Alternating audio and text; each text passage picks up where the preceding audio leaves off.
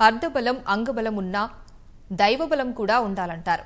విజయం ఆశించే ప్రతి ఒక్కరూ తాము నమ్మిన దైవాశీర్వాదం కోసం ఎన్నో వ్యయప్రయాసాలు భరించి ఎంత దూరమైనా వెళ్తుంటారు.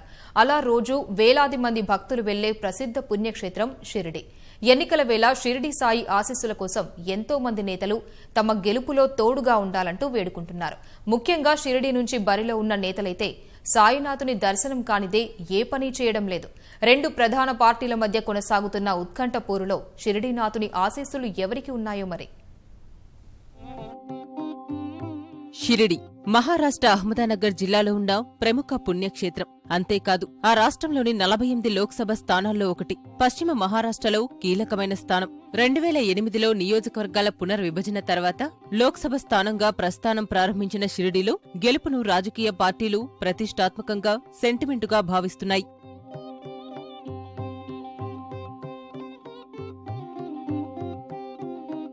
ఎస్సీ రిజర్వ్డ్ స్థానమైన షిరిడీలో ఇప్పటికీ 2009, 2014లో 2 సార్లు ఎన్నికలు జరిగాయి. 2 పర్యాయాలు ఇక్కడ్నుంచి శివసేన అభ్యర్థులే విజయం సాధించారు. 2009లో Bhau Saheb Wakchaure Republican Party of India అధ్యక్షుడు రామ్దాస్ అతవాలేపై భారీ ఆధిక్యంతో గెలిచారు. షిరిడీ తొలి ఎంపీగా కూడా గుర్తింపు పొందారు.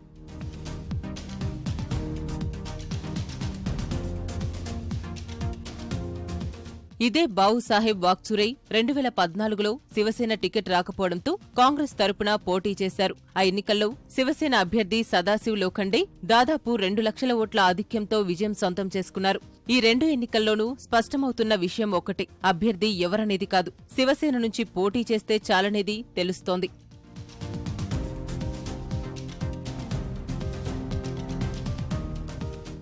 ఇప్పటి వరకు జరిగిన 2 ఎన్నికల్లో శివసేన, ఆర్పీఐ, కాంగ్రెస్ మధ్యనే పోటీ కొనసాగింది.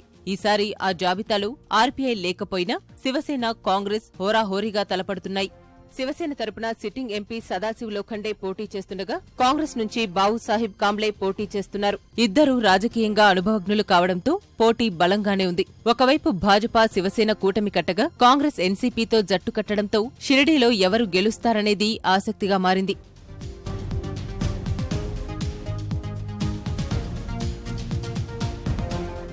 ఇక్కడ గమనించాల్సిన ఇంకో విషయమేంటంటే 2014-19 ఎన్నికల్లో శివసేన, భాజపా కూటమి కట్టి పోటీ చేస్తున్నాయి. అయితే ఒప్పందంలో భాగంగా సీటు శివసేన దక్కించుకుంటున్న స్వతంత్ర అభ్యర్థి రూపంలో భాజపా నుంచి ఎవరో ఒకరు పోటీ చేస్తూనే ఉన్నారు. పై స్థాయిలో 2 పార్టీల మధ్య పొత్తు కుదురుతున్నా కింది స్థాయికొచ్చేసరికి అది కనిపించటం లేదు. ఈ ప్రభావం ఈసారి ఎలా ఉంటుందో చూడాలి.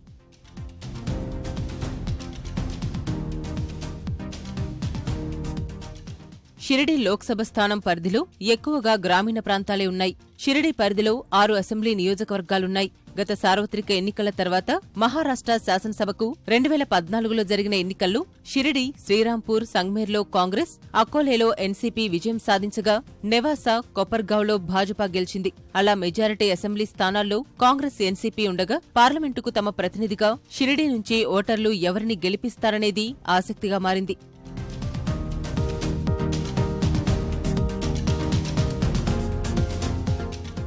పుణ్యక్షేత్రమైన షిరిడీ పరిసరాల్లో నీటి కొరత తీవ్రంగా ఉంది. ఎన్నికల్లో ఇదే ప్రధాన అంశంగా ఉంది. ఈ ప్రాంతంలోని నిల్వాండే ఆనకట్ట చుట్టూనే ఎన్నికల ప్రచారం జరుగుతోంది. ఇది పూర్తయితే ఎన్నో ప్రాంతాలకు తాగు, సాగునీరు అందనుంది.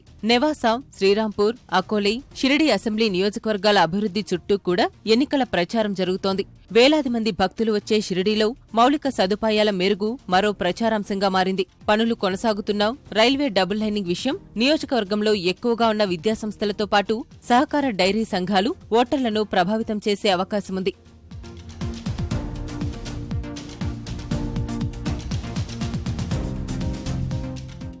ఏదేమైనా షిరిడి లోక్సభ స్థానానికి ఇప్పటికే జరిగిన 2 ఎన్నికల్లో విజయం సాధించి జోరుమీదున్న శివసేన మరోసారి గెలిచి హ్యాట్రిక్ నమోదు చేయాలని చూస్తోంది.